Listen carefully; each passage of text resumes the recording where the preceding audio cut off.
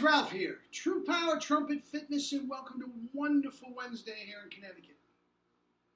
Life's good, man. Life is good. Yeah, you saw the thumbnail. Are great players great teachers? Some are, some aren't. You got to be careful. Okay, haven't played a note. Let's see what we got.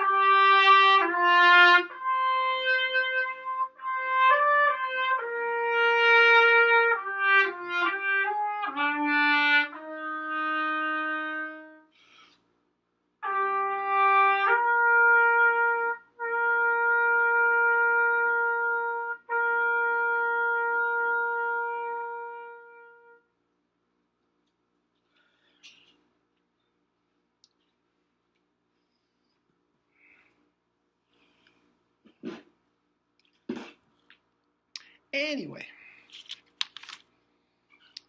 hellacious. Double C's. A little wedding prayer that I played a lot. And some lemonade. Life's good, man.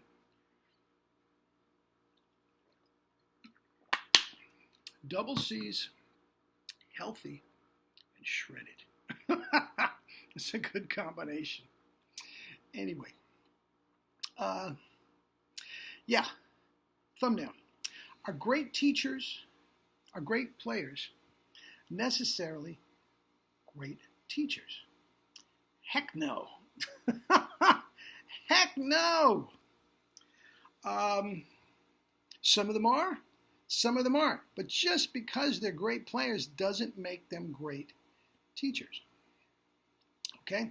Now, I have dedicated my 30 years, more than that, a big part of my life, because I started teaching back when I was a teenager. I haven't counted the number. Anyway, at least 50 years I've dedicated myself to teaching. And guys, it is not just cut and dried as to being a great player. It's not just that's not just a given. Even though somebody has great talent and can play the instrument, that doesn't necessarily mean they can portray it or get the message across to students. And many times, great players have no patience whatsoever for a kid that's struggling, because they never struggled a day in their life, and they don't know how to deal with it. Now, I do believe, looking back at it at this point in my life, a great player, or anybody,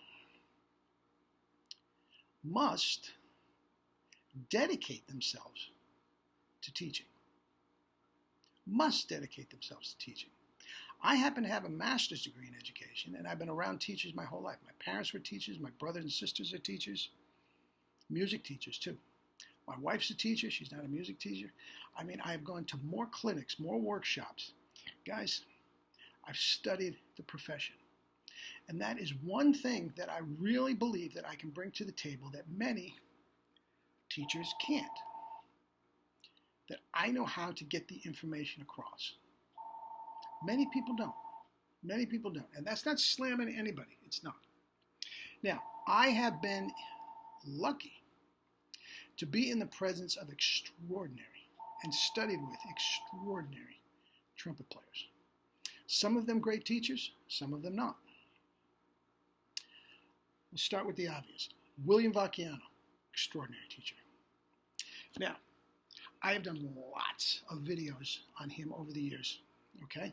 And a lot of people got the wrong impression that since I did not agree with him about the mouthpiece, changing the mouthpiece to develop chops, since I didn't agree with that part of it, they felt like I didn't consider, oh, he was an extraordinary teacher. Guys, at one time, anybody that was anybody, from Armando Guattala to Miles Davis, studied with this man, and they all got something from him. Wynton Marsalis studied with him. Alan Rubin studied with him. Phil Smith studied with him. Herseth took some lessons with him. I mean, he was a great, great teacher. The orchestral excerpts, music, transposition, absolutely 100% unparalleled. He was alone at the top with that. He took it very, very seriously. If a kid was not, and we're all kids at that point, if a player was not getting it, he took it to heart. Why can't you do that, Salmi? What do you understand? How can I explain it another way? Mel Broyles, maybe even a better player than Vacchiano, was a terrible teacher. I learned a lot. I learned a lot just listening to him play. And, I told you his, views on life and all that. I learned a lot. But he was a terrible teacher. A lot of the guys I told you, a lot of the guys just couldn't stand the abrasive personality, along with the fact that he just plain wasn't a good teacher. Ace, it's supposed to sound like this. And yeah, he could coach you through the opera and the excerpts and all that sort of stuff. But could he teach you to try to figure out what was wrong? No, he couldn't. John Ware, excellent teacher. Excellent teacher. Okay? A lot of guys got better. A lot of guys got better with John Ware. But check this out.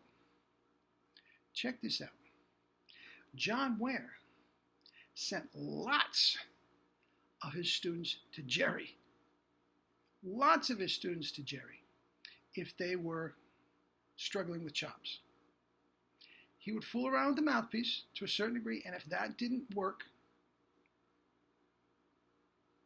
he would send him to Jerry. I think that's a terrific teacher. If I'm not doing go him. Do what he tells you to do. I'll teach you the excerpts. We'll go through the Sox book. We'll go through the Arbin. We'll go through Charlier, everything. He was brilliant at that. I mean, there was very, very few better players than him. But when it came to the chops, he sent at least 5 of the guys to Jerry. And it's interesting because when I was first at school, I was going to Jerry, and all of them poo-poo. Oh, no, I'm not going to Jerry. Blah, blah, blah, blah, blah. Johnny sent them, and they were thrilled. And I didn't say anything. They came back with called mouthpieces. They came back with a spike. They loved it.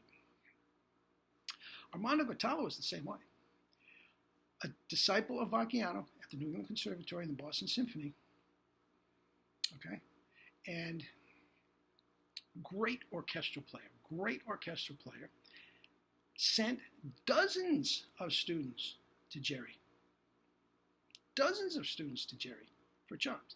I think that is a terrific teacher.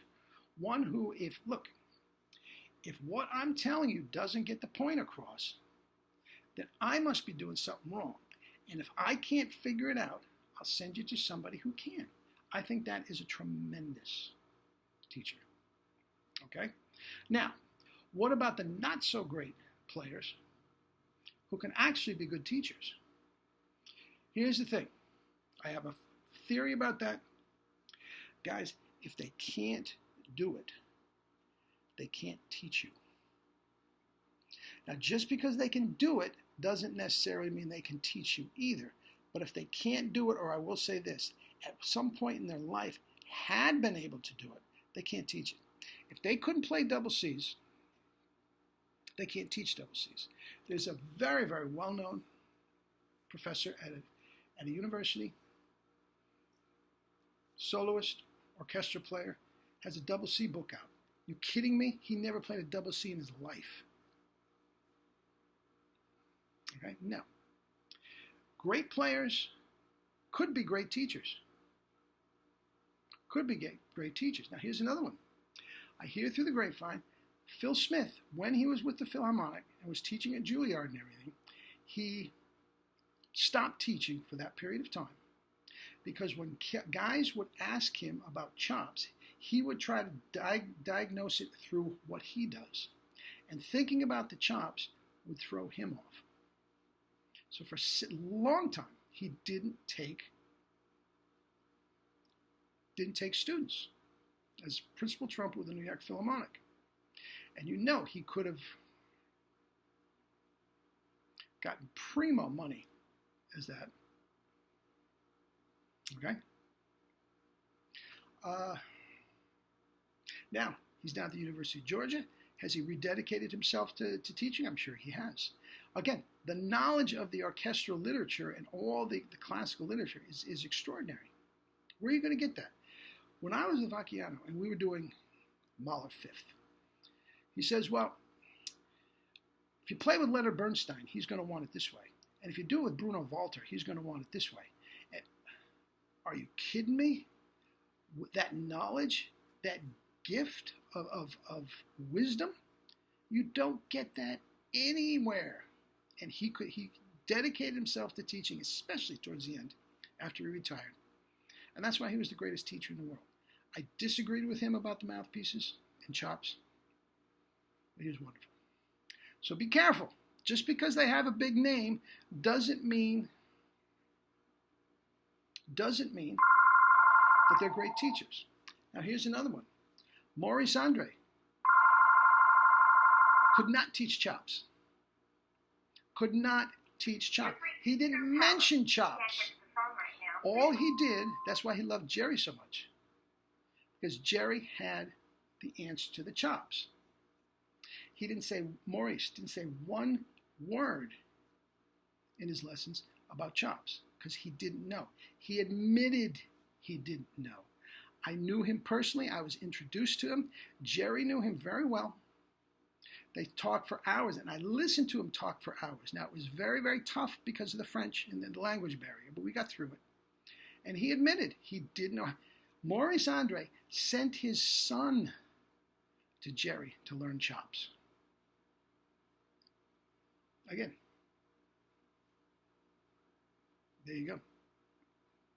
Lots of great players don't know how to are great teachers, and lots of them are. Lots of them are. Anyway, that's it for today. We'll see you tomorrow. Eat and drink your fruits and vegetables, and live your life with true power. Love you all.